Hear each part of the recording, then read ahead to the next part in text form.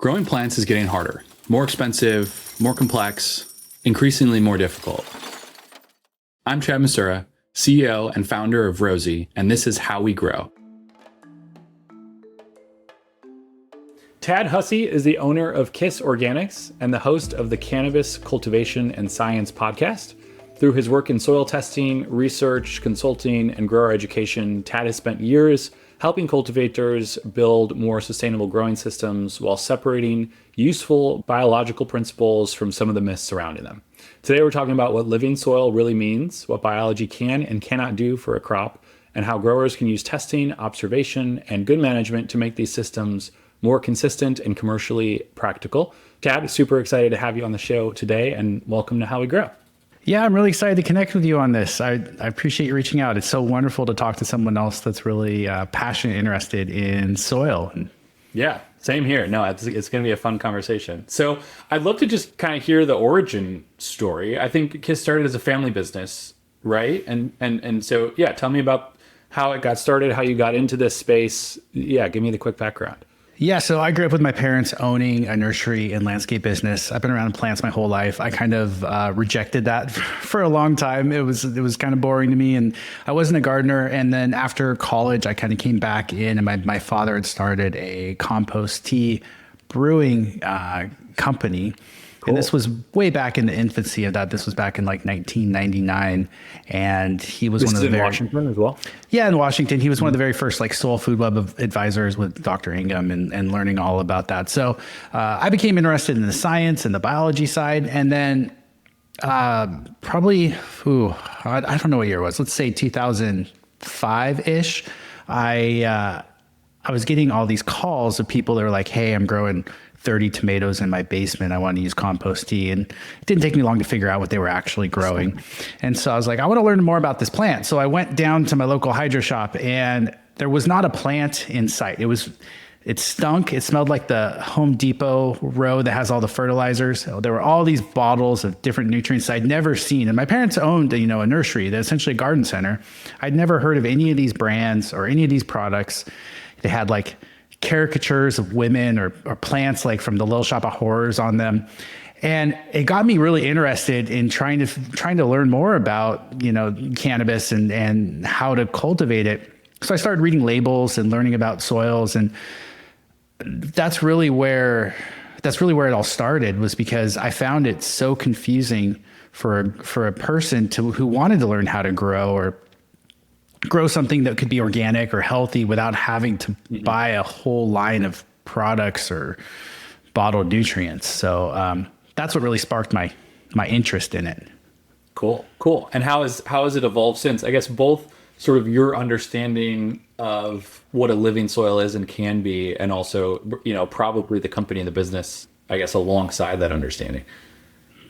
Yeah. So for me, the biggest thing was realizing that I didn't know everything with all this process. And so starting a podcast where the goal was to connect growers with, university researchers, the latest information, the science behind cultivation.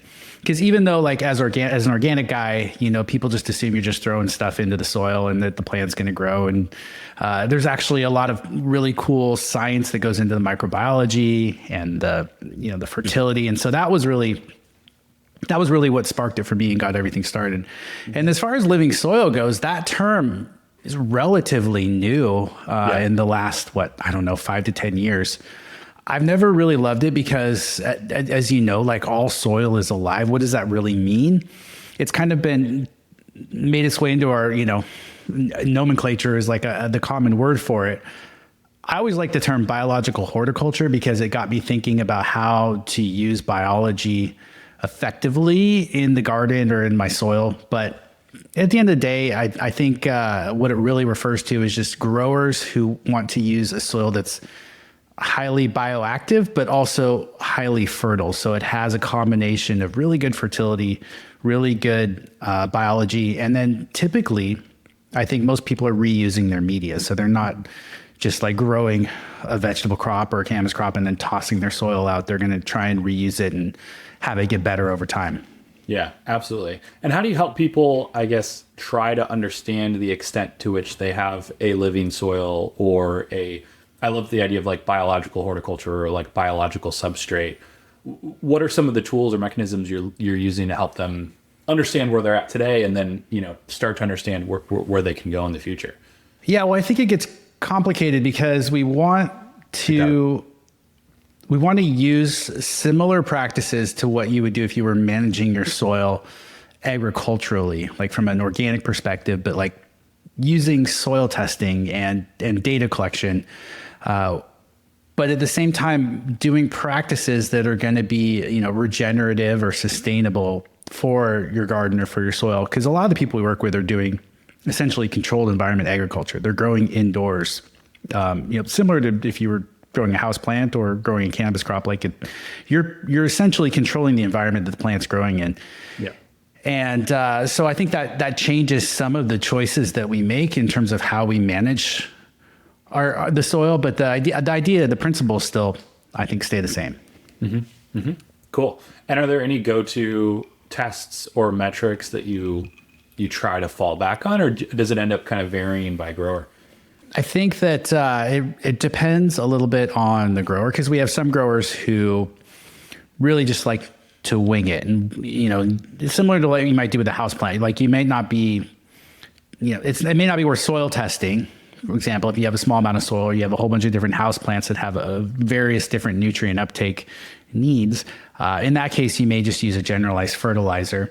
But there are certain things we can do to keep that soil more alive. We can apply, potentially some biologicals. There's a lot of really good biostimulants on the market nowadays. We can use high quality earthworm castings or compost. I mean, you and I talked briefly about how hard it is to find good compost these days. And so there are ways that we can encourage good biological activity. Even just watering properly, it plays a huge role in nutrient cycling and nutrient availability for a plant. When you have really bad, wet, dry cycles, that will limit the plant's ability to uptake nutrients. Yeah. Yeah. Tell me more about that. I would love to hear how you think about watering in the context of soil life. Like, what are some of the do's and don'ts? Yeah. So some of it's going to depend on container size. And so sizing the right size container to the plant, I think, is really, really important. And then watering in a way that allows the plant to have access to nutrients. So keeping nutrients in solution, which requires a certain amount of water, but then also not overwatering to where we're killing root hairs and potentially raising the opportunity for various pathogens that thrive in wetter environments. And some of that comes down to, a substrate manufacturer like yourself in getting the right aeration or porosity. Mm-hmm. And also, as I'm saying this, I'm thinking, well, it really depends too on, and I'm looking at houseplants. I'm thinking of houseplants because I know you guys work with a lot of people that are growing indoors with houseplants. And for me, a lot of that comes down to having a mix that has enough aeration for the people who do tend to be overwaterers, so that they can't effectively overwater their plant as easier. So maybe it's also selecting the right media for the way that you water. Definitely. I mean, we think of it as sort of a spectrum between folks that overwater and folks that underwater, and I think that's true on the consumer side as it is on the grower side. And we try to set, and it's easier said than done, but we try to almost set up the substrate as like bumpers in a bowling alley, where you're trying to, you want enough porosity and drainage so that for the people that are going to overwater, you're hopefully not getting into that sort of anaerobic, damp, sort of nasty root rot zone. But then for the people that underwater, and this is actually where biochar helps a ton, there's enough sort of long-term soil moisture that for the people that go, and I'm guilty of this, a 2 or 3 week vacation, they aren't coming back to a bunch of dead plants. And so it's super hard to find kind of that Goldilocks zone. It has helped, to your point, to design the substrate for types of plants. So like, obviously our aeroid soil or a cactus soil, people are expecting much more drainage and faster dry downs than they do for our tropical houseplant soil. But even within those product categories, I think finding that sweet spot is an ever-present challenge that I don't think we'll ever quite perfect, Yeah, I think it's important for people to when you think of soils, and I've always used the example of like a tripod or a triangle, with the idea being there's really three things that I'm thinking about when I'm thinking about a soil. And the first one, which you've already alluded to, is the physical properties of that soil. Like what kind of moisture retention do I get? What kind of gas exchange? What kind of porosity and aeration is in that soil? What is the physical structure? Is it able to physically, support the roots and hold up my plant? And so for for example, an aeroid soil, you're going to have chunkier, more, better draining, porous, pieces, larger particle size, versus a soil for like cannabis or, vegetables, where you might want better moisture retention. The aeration might be, you might have a smaller particle size, things like that. So physical property is a big one. Yeah. And then from there, and I always... Is that usually where you start? I'm curious, do you start physical? Absolutely. I always start with the physical properties. Yeah. And then I go to the chemical properties of that soil. And for that, usually what that means is I'm going to be formulating around a compost, because as you know, it's so hard to find good compost. And that compost, while being like your sort of like the biology part of it, it also is going to contain some level of fertility. And so we want to account for that in our formulation. And so from there, I move to like the chemical aspects. And when I say chemicals, it's really just the minerals in the soil. It can still be organic. And then we'll balance sort of that fertility, getting the right levels of nitrogen, phosphorus, potassium, calcium, magnesium, all those things.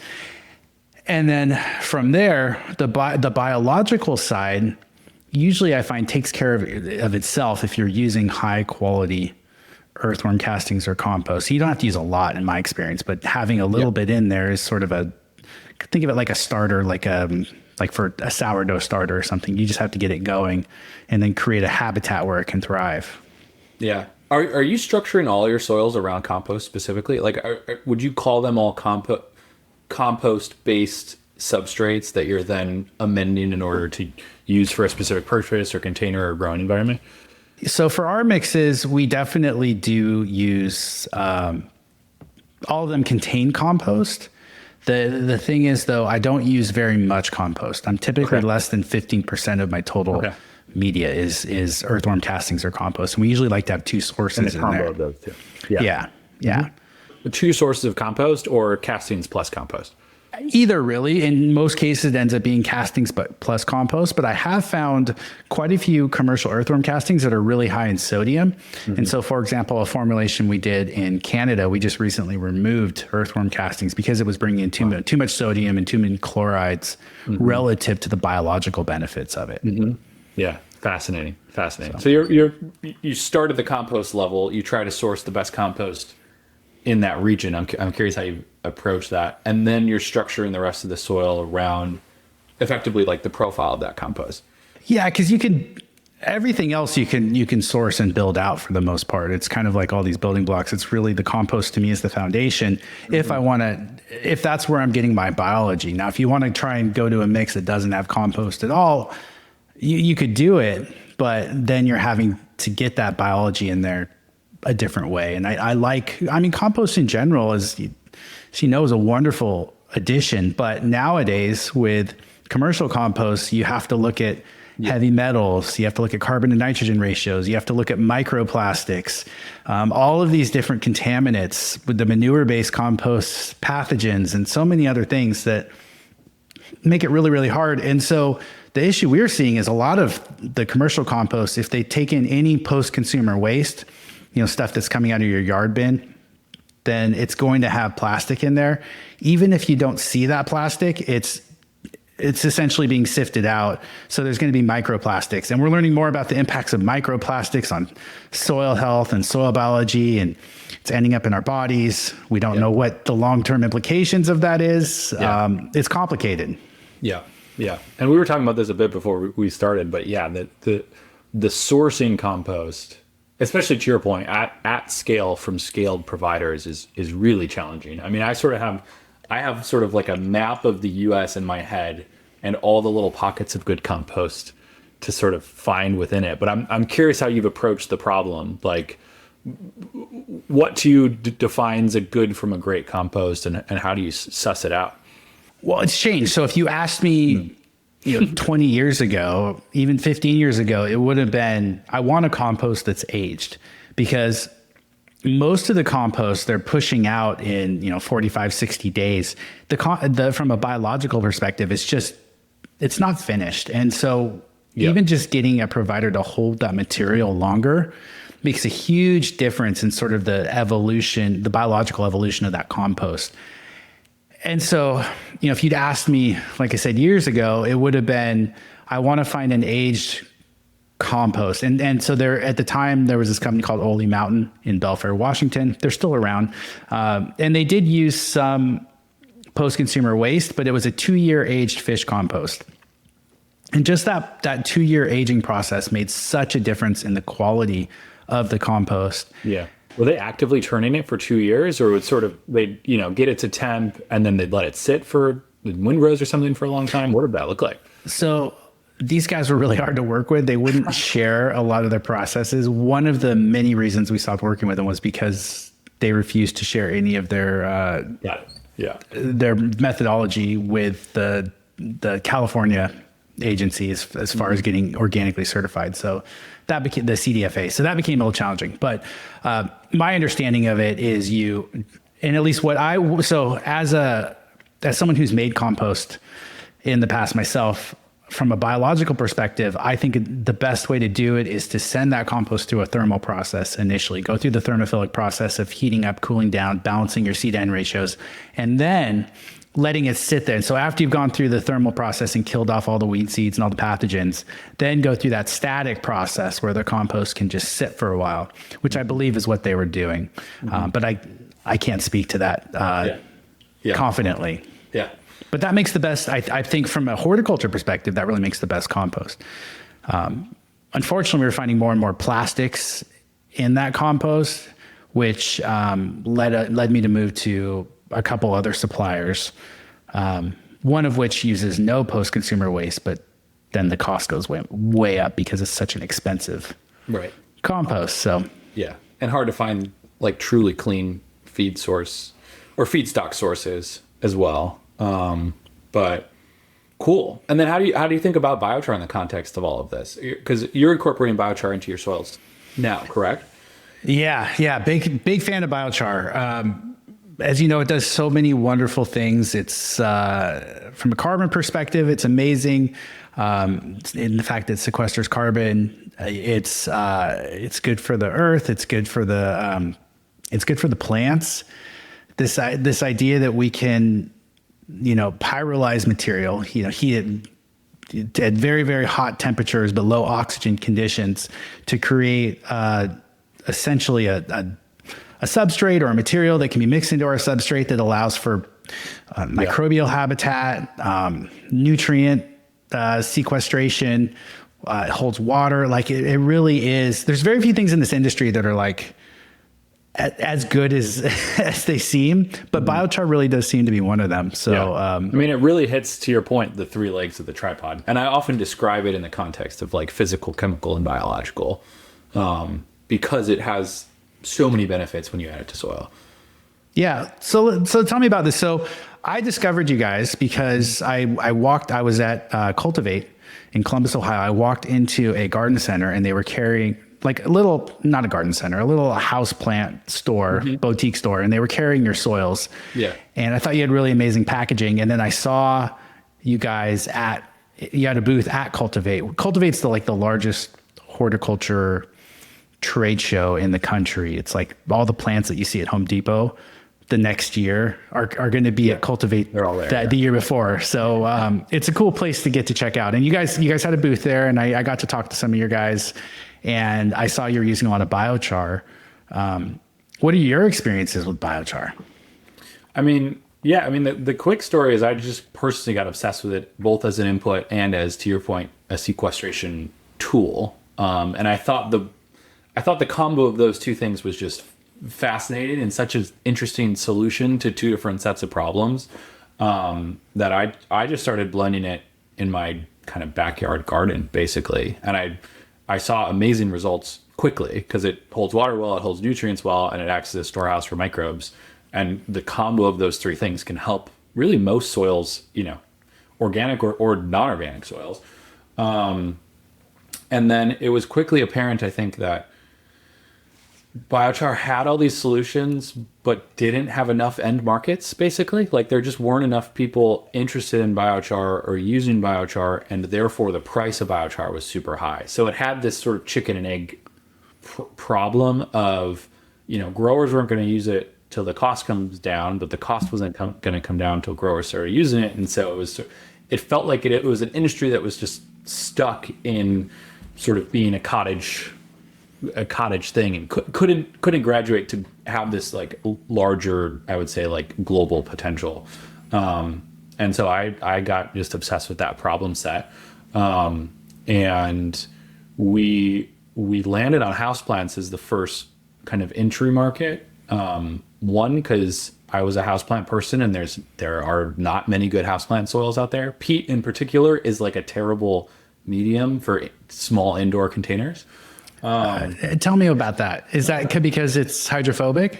Hydrophobic or goes super damp. It's like it's either really wet and you're getting anaerobic and fungus gnats, or it's dried down 3 days later and everything's dying in it if you go on vacation. So biochar, I think, as a substrate was particularly well equipped for the houseplant market, but also because biochar used to be $1,000 a ton. We couldn't go straight into like large scale agriculture because it was just really expensive. So we could start kind of on the higher end of the market where people were willing to pay more. You're buying a $40 Monstera. You want that thing to survive in your home. But that allowed us, I think, to start really learning about how to use biochar, multiple types of biochar, how to source it, how to blend it with other inputs. And now, we've really been able to expand the category of plants with which we're pretty good at growing, with a predominantly biochar based media, just basically through trial and error. So we talked a little about the challenges of compost and how, while the idea is that compost is good, it's a more nuanced conversation than that. How would you apply that same question or problem to biochar? Same set of nuances, which is like, I think the challenge of one, just the production side of things, where, how scaled is the producer? How consistent is the material? Will they be around in a couple years? I think all those questions that you have with a compost supplier, you sort of also have with biochar suppliers, because there's a spectrum of, really small guys, really scaled production. And then there's, the actual material itself. And there's a ton of testing you can do around carbon content and ash content and porosity profiles, and even some of the underlying, there's a small nutrient load you can actually look at as well. But then honestly, we have to test it. Like we have to go grow things in it and see how they interact, in order to ultimately determine, is this a good char? So it takes months for us to kind of vet a supplier. So, honestly, similar to compost. I could see that. I usually tell people it takes usually around 2 years to really get a good soil formulation because of all the time it takes to trial and test. And when I think of biochar, the challenges I think of are consistency, particle size, which plays a big role in surface area and nutrient adsorption, but also the alkalinity, the natural inherent alkalinity of compost tends to put your pH up. How do you deal with these sorts of things? We have found, and this is through tons of testing, and I have my own feelings about pH testing, because you could send the same sample to the same lab and get wildly different results. But in general, we have found that biochar does not that much affect the end pH of the substrate, where we're much more reliant on whatever the organic material pHs are for the end pH of the substrate than we are what the underlying biochar is. And we've tested, because some biochars come in at a 5 or a 6 pH, and some come in at a 10, and we've played with almost every kind of biochar under the sun, and we haven't seen, maybe it'll move the substrate from a 6.8 to a 7.2 or something, but you're not in these like crazy bands where you need to start adding other materials to try to bring the pH down or something. If anything, over time, I think it kind of like buffers and regulates the pH. And what's your favorite biochar, like parent material, if you could pick one? It depends on where you're growing, honestly. It should be whatever you have a ton of feedstock of in your region, make char out of it. So like we love, for example, nutshell chars, and you can get great nutshells in different parts of the country based on what you're growing. We love rice hull chars. Obviously, there's tons of wood chars out there, and a softwood pine is different than a hardwood char. And so we have found, I was sharing this with you earlier, multiple types of chars combined actually help kind of cancel out the pros and cons of each char. But also, it's, I think one of the benefits of biochar as an input compared to something like peat or cocoa is like, you can produce it almost anywhere from almost any feedstock. And so take whatever you have a ton of and turn it into a wonderful high quality input. And then to your point, like similar to how you do with compost, like structure the substrate around the pros and cons of that regional char. Yeah, I like that. Yeah, nice. So it's pretty fun. I get to play with soil all day. All right. Well, I know we're coming up on time. I want to be mindful of your time. I guess to close it out, are there any interesting trends maybe that you saw at Cultivate or otherwise? Like what's getting you super excited about the future of this industry? And then second question is like, if people want to kind of follow along on the journey that you're on, like how do you recommend they do so? Yeah, I think the thing I'm most excited about is seeing how we can come up with better solutions for plastics, because our industry uses a lot of plastics, whether that's containers or even just our soil bags or sacks that there aren't a lot of great solutions for these things. And I've tried everything over the years. I mean, when we first started the company, we were shipping a burlap and the bags were literally breaking down in the UPS truck in the hot summer. Yeah. Our version of that was we used a sugarcane based bag. And same thing, we'd ship it to people and it would like explode everywhere when they open it. Yeah. So it feels like a necessary evil, but I hope we can come up with something better in the future. Agreed. I know California is moving towards tariffing or charging folks for plastics coming up really soon, which could have a pretty big impact on our industry. I think, honestly, in a good way. I think it makes people think about how we can be more, better stewards of the earth. So. Yeah, I think that's the biggest thing. And then if people want to follow along with what we're doing, our big thing is science-based cultivation, primarily for gardeners and cannabis cultivators. And so, yeah, if anyone wants to check us out, it's kisorganics.com, or we have a podcast that I host called Cannabis Cultivation and Science. And you don't have to be a cannabis grower. If you want to, learn about lighting for indoor plants or HVAC or silicon, there's interviews with people that are way too knowledgeable on these topics. They dedicate their whole lives to it, teaching me about these things. So it's really fun. Awesome. Well, Tad, super appreciate you jumping on. It was great chatting with you. And I hope you have a great rest of your day. Thanks. Yeah, thanks.